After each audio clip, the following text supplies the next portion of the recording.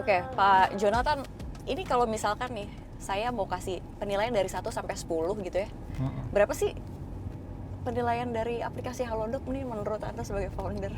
Ini lucu pertanyaannya, karena saya tahu pasti jawabannya pasti tinggi sekali nilainya. Bingung juga ya kalau kita bilang, jadi kasih nilai sendiri nih aplikasi Halodoc gitu. Tapi kalau secara pribadi aku bilang 7 lah. 7? Oke. Secara pribadi ya? Masih many room of improvement karena kita yang ngerjain nih, kita bilang aduh ini harusnya bisa begini, harusnya bisa begitu gitu kan. Tapi kalau so far ya penilaian dari luar yang paling objektif kan kita ngelihat dari App Store, Play Store itu 4,8, 4,7 gitu dari 5. Tapi saya mau buktiin sendiri, ini saya udah ada di drive-thru-nya Halodoc ya. Saya mau coba nih. Nah, nilainya berapa? Saya mau kasih nilai juga soalnya. Yeah. Saya mau kasih nilai persis di sebelah yang punya gitu ya. Oke.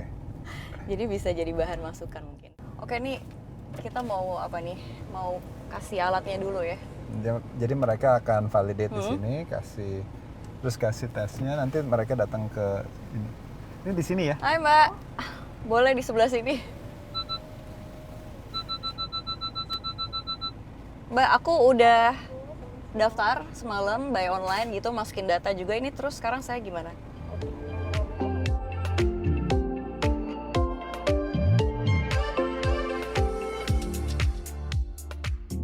Makasih. Ini langsung terkonek ke Peduli Lindungi juga. Oh, jadi udah langsung ngeprint gitu ya? Nggak usah ngeprint, jadi begitu once you kalau you open your Peduli Lindungi nanti udah langsung kelihatan bahwa negatif, positif atau ya moga-moga jangan positif, but ya itu langsung ada.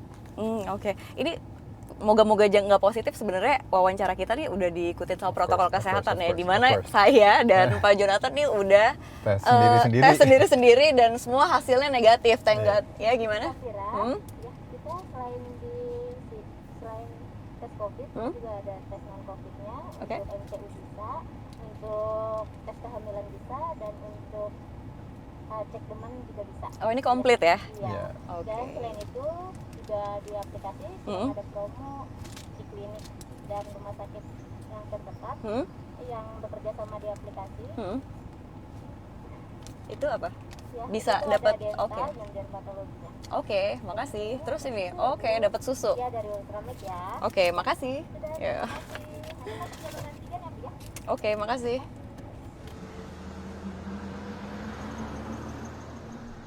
Dengan yang kita punya ini kan, orang tadinya mikir kalau tes darah, tes ini apa segala macam mesti ini.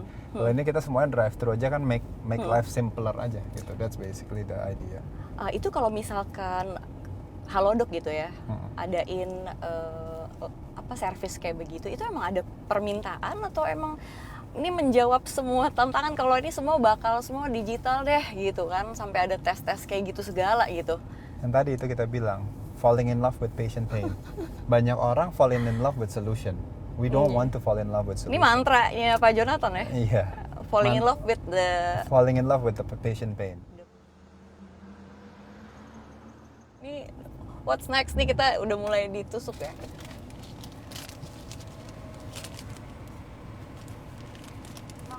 Halo Mbak, mau di swab? Iya, ini swabnya swab nasal. Ya. Ya. Insya Allah nggak sampai dalam-dalam amat. Ya, thank you. Agak geli. Oke, agak geli. Agak geli. Tahan dikit ya. Ya. Ini masih disegel. Saya buka ya, boleh ya. Ini hasilnya berapa lama keluar? Maksimal 30 menit.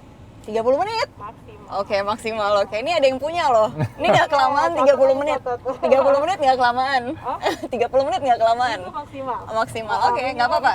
15 menit ya. Nggak apa-apa, saya ya. tunggu ya. Oke. Oke, relax aja. Agak dengar dikit. Iya, relax ya. Tahan dulu dikit. Oke, satu lagi. Tahan dikit. Oke, enak nggak rasanya? Geli. Terima kasih ya. Thank you.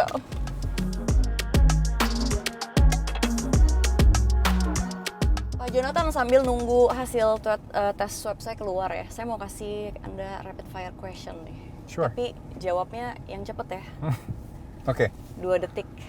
Nah, Oke. langsung aja, ini makanan sehat tapi hambar atau makanan enak tapi nggak sehat? Sehat tapi hambar. Oke. Sehat tapi uang terbatas atau kaya raya tapi sakit-sakitan? Sehat tapi uang terbatas. Oke, Pak Jonathan, ini bakar uang atau cari profit? Cari profit. Hah? Cari profit. Which is ada di posisi Halodoc sekarang ya? Enggak juga, tapi ya itu logik kan. Kalau itu logik aja. Itu logik aja. Oke. Hoki, jadi atlet hoki ice atau jadi entrepreneur? Ini lebih dari 2 detik. Entrepreneur deh. Kenapa hoki ice nggak dipilih? Kurang tepat jawabannya. Atau dua-duanya ya? Gitu. Oke Pak, ini kita balik lagi nih. Kalau misalkan istilah bakar uang di dalam bisnis Anda gitu, ini kita tanya-tanya Halodoc, ini seperti apa sih dari manajemen Anda gitu? Aku rasa banyak orang yang, aku ambil minum ya, Iya. misinterpretasi yang namanya bakar uang sama kegunaan uang itu untuk apa. Jadi sebenarnya kayak Halodoc ya, kita membakar uang itu kan sebenarnya adalah market education. Waktu sekarang simpelnya gini, kamu pasti pernah dengar yang namanya product market fit kan? Stage of a product itu kan kita mulai dari stage yang pertama itu product market fit, baru setelah product market fit kita mencoba mencari profitable product market fit. Waktu product market fit, basically kamu bilang sama orang, kamu saya kasih gratis aja mau pakai nggak? Do we solve a real problem di saat barangnya gratis? Kalau gratis aja you're not solving any problem, you're not actually berguna, ya nggak boro-boro mau ketemu profitable product market fit. Betul. Nah, proses waktu kita mencari product market fit itu dua hal yang terjadi. Satu, kita mengedukasi masyarakat, dan dua, ya memang kita harus, kalau sebutannya orang tadi bakar duit, tapi sebenarnya itu lebih tepatnya R&D cost. Yang mana kalau kita di perusahaan normal, R&D cost itu hal yang biasa. Orang bisa menerima R&D cost. Vaksin kan butuh R&D cost, obat butuh R&D cost. Jadi sebenarnya bakar duit, istilah itu kan adalah karena ya orang bilang, oh kamu ngasih subsidi, ngasih diskon, ngasih itu bakar duit. Sebenarnya it's part of market education and product building, kalau saya bilang gitu. Pak Jonathan, saya mau nanya, ini COVID-19 berkah atau musibah? Buat masyarakat Indonesia, musibah. Buat Anda berkah? Buat Halodoc, kesempatan untuk berkontribusi untuk bangsa. Untuk membantu ya, yang kesusahan atau gimana? Iya, karena kan kita bangun Halodoc 4-5 tahun sebelum adanya pandemi. Waktu pandemi ini benar-benar kita diuji.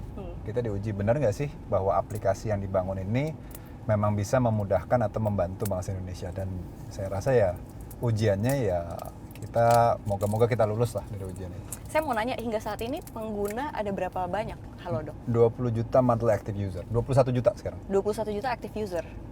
Itu? Monthly active user. Oke. Oh monthly? Nambahnya berapa tuh?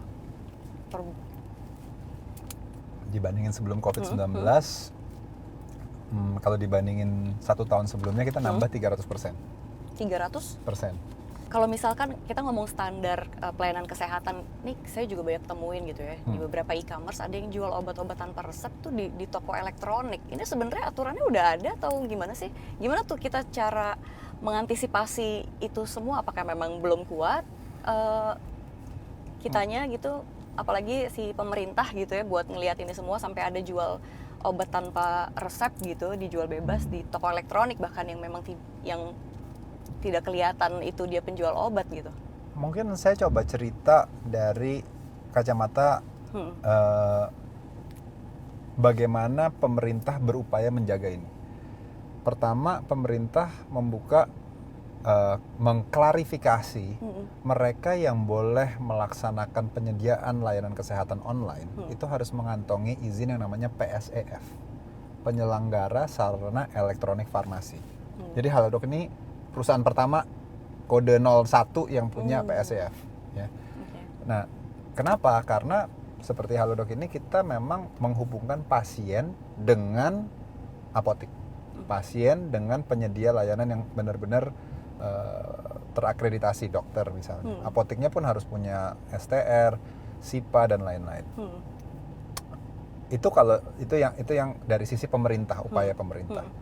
Bahwa sekarang kalau kita bicara pelaku e-commerce dan lain-lain saat ini masih melaksanakan atau ada kebocoran di e-commerce dan lain-lain, saya rasa itu ada faktor-faktor yang saya sendiri nggak bisa bicara di luar ranah saya ya.